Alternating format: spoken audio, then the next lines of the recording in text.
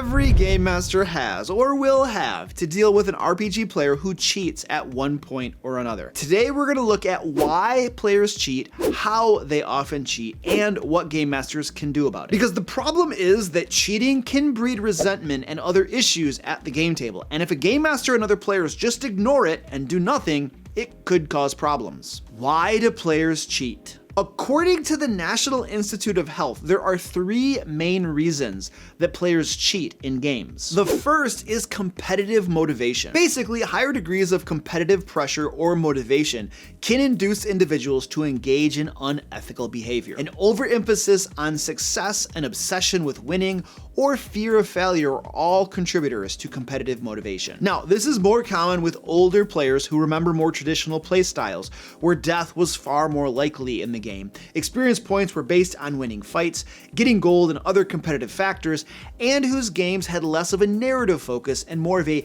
kill monsters, get treasure mentality. Next, we have low self-esteem. Players with low levels of self-esteem are vulnerable to problematic situations due to their lack of confidence in themselves. Essentially, low self-esteem results in people wanting to look good or competent among their peers out of a fear of being judged. For instance, the impact of low self-esteem in sports is known to be a major factor in use of drugs in sports and in predicting cheating. And the third reason is aggressive personalities. Aggression is cited as a major psychological variable that causes antisocial behaviors, including cheating. People who show higher levels of aggression are more likely to have low psychological barriers to antisocial behaviors, throwing aside ethical behavior to fulfill their own desire to prove their superiority to others. Ways that players cheat. Number 1, fudging rolls. This is the most common form of cheating in my experience, and these are the signs of dice fudging that you should look for. Unreadable dice. Basically, dice with numbers that aren't inked. Tiny dice, dice with weird shapes that make the top number hard to discern at a distance, and that sort of thing. For instance, my player Joe has these Call Cthulhu dice that are practically impossible to read, even for him when he's staring right down at them. Now, I would never accuse my dear friend Joe of cheating, of course.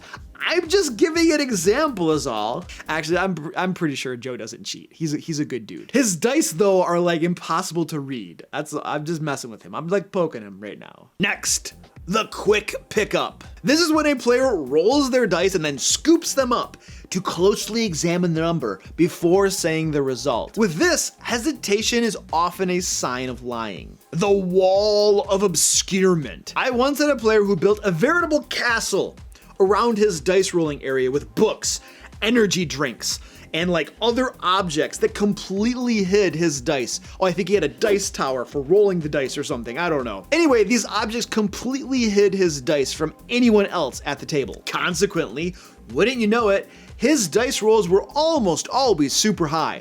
I cannot tell you how often he would drop a 17 or higher. Drop a 17, drop to 20, drop to 21, I mean 20. The wall of obscurement applies to rolling dice in any manner that causes them to land so the number can't be seen by other people at the table. Rolling recreationally. This is the player who rolls dice constantly when it's not their turn, so they can choose to take a good roll when it falls as their real roll. Now, I've never seen this pulled off successfully. I've only heard stories about it. I mean, it's just amazingly suspicious when a player is just constantly rolling dice and then suddenly declares an action saying, "Oh, I'd like to do X," and I rolled a 24 for it. I would just throw that out. It's crazy. Number 2, conveniently forgetting limitations on spells and abilities. This sin of omission is harder to spot, but it can be pretty common. These are the players that forget that a spell has a saving throw at the end of each turn to end it,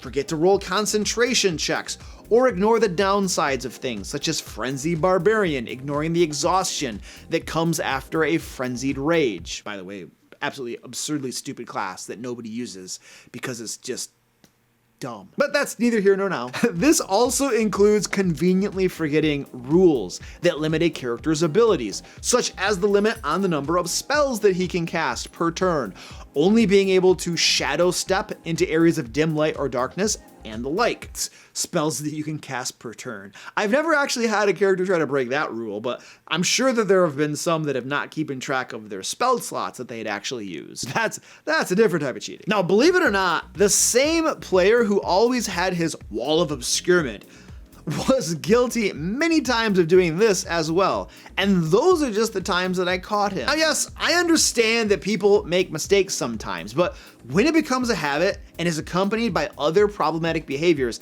that's a sure sign that it's intentional. By the way, from right now until Sunday, November 26th, you can get up to 50% off everything on the DM Lair store. So if you've been eyeballing Lairs and Legends or back issues of Lair Magazine or want to grab some Foundry modules, now is the perfect time.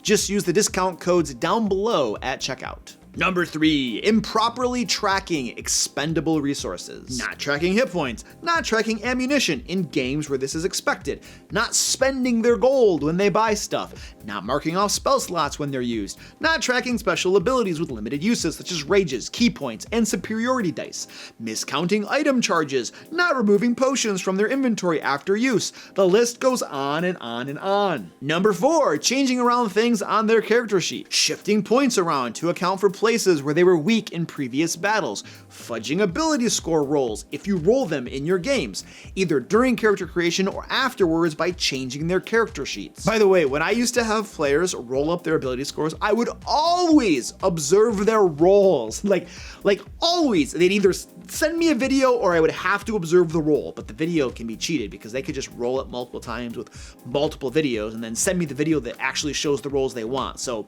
that's even not a good method. You really got to have eyeballs on those rolls in real time. Oh, anyway, things like changing the prepared spells or their known spells, the ways are numerous that players can do these sorts of things. Number 5, metagaming. Metagaming is when players use out-of-character knowledge, things that they know as players, but that their characters wouldn't know in the game. Now, there are a few different ways I've seen metagaming manifest. The first is using things the player knows about the rules that their character wouldn't know. For instance, if the player knows all about trolls, but their character doesn't, and then they have their cold-based sorcerer conveniently cast their only fire-based spell, well, that's probably metagaming. Or if an enemy wizard casts Hypnotic Pattern, and one of the players says, guys, that's a concentration spell. We all need to focus fire so we can break his concentration. Well, if their character, who happens to be a barbarian, doesn't know that, that's metagaming. If an enemy casts darkness with a 20-foot radius, and you draw the spell effect on the board, and then the paladin conveniently runs in just the right direction so they can most quickly escape the darkness, even though they can't see which route is fastest, yep, that's metagaming. And a clearly obvious one is a player reading published adventures ahead of time so they know the secrets of the adventure and can use that information to their benefit during gameplay. Now, what I've noticed about this type of metagaming is that players are very quick to say things like, well, trolls are probably common knowledge, so most people know to use fire. Or, most characters should know that mini spells are concentration, so even a barbarian should know that. In fact, I bet many of you are already leaving comments to that effect. However, those are just a couple examples. When practically everything can just be justified one way or another, well, we have a term for that.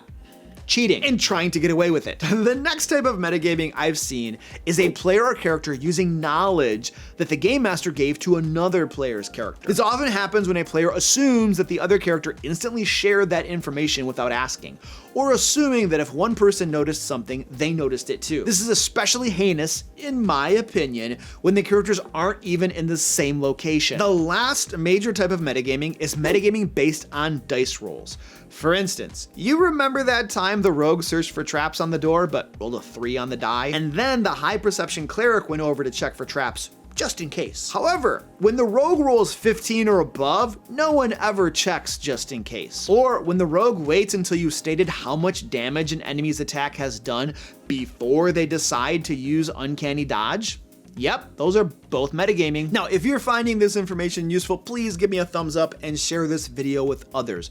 One of the best ways you can help other game masters is by sharing helpful content. How to deal with cheating players. First, do not punish the player by punishing their character. That involves things like killing their character, penalizing their character, or otherwise making a public display of discipline. Do you really think that's gonna help? It's far more likely to push that player to worse behavior, in my opinion. Don't punish the character when the player is being a sleazeball cheater. Second, reward trustworthy behavior. In my games, when a player does something honestly, when they might have otherwise cheated or omitted important information, I make sure to publicly acknowledge and thank them. A classic example is concentration checks. I often forget when a character is concentrating on a spell, so when a player rolls the check without my asking and announces the result, I am sure to thank them for it. Sometimes I'll give the player a reward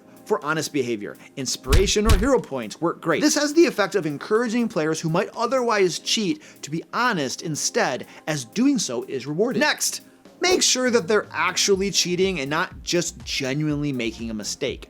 Now, this is a tough one for sure. I mean, some players do have dice that are on fire. Players do screw up what their spells and abilities do from time to time. Sometimes the cold-based sorcerer does cast fire on the troll because they just learned the spell and were itching to use it. The trick here is to watch for repeated offenses.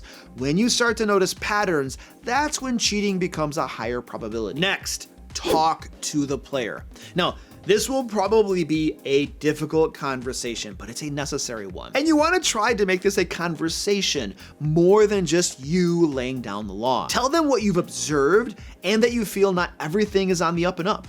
Then ask them for their version of events, how they feel about the situation. However, at the end of the day, you need to request they change their behavior or otherwise implement a solution to the issue. And when you do this, don't confront them in front of the other players.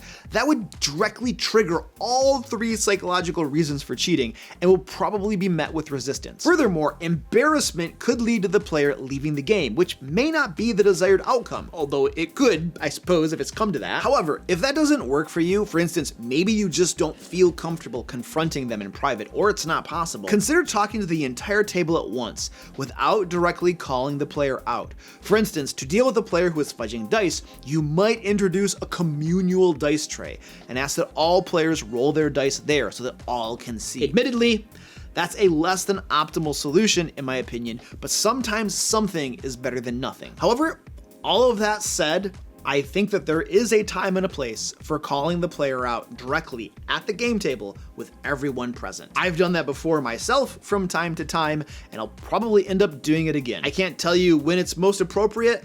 I would definitely recommend trying to talk in private first, but speaking directly at the game table is sometimes what you need to do as well. And especially if you just can't talk to the person in private for whatever reason, then sometimes you just gotta do it in front of everybody. I have myself corrected problematic behavior in front of everybody at the game table before, and I do it gently, and I try to do it as non-accusatorily as possible, but I do it, and it is effective. And a very important note, always try to deal with cheaters' behavior first before making more work for yourself as a game master. Like, I see game masters have the tendency to do this. It's like, there's a problem, and to solve the problem, I'm gonna make more work for myself. Don't do that. Solve the problem. You see, many of us are so confrontationally averse that we will happily accept all manner of extra work instead of dealing with the root cause of the problem. These include things such as keeping copies of the character sheets,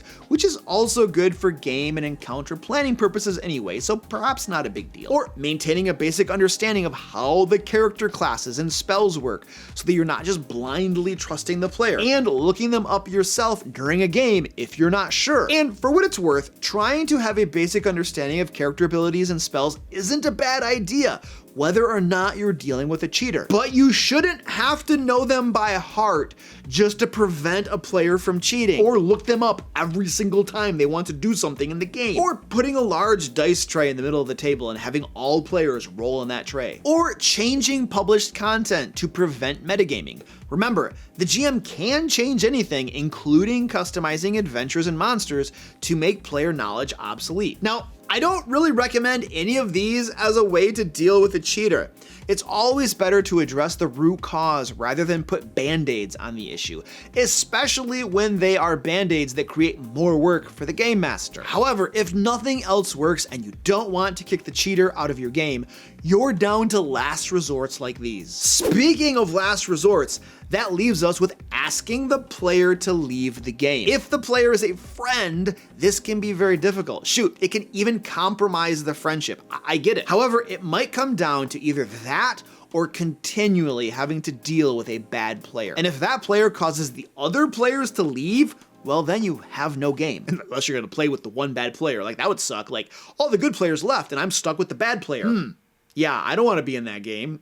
Asking a player to leave gets even more difficult if they have a connection to another player, such as a spouse or significant other. I mean, you could lose 2 players for the price of 1. Now, I must say, asking a player to leave is a lot easier if you play public games for random people because no previous relationship exists. However, it's still not easy. I think that asking a player to leave is a last resort, but some people just can't be fixed.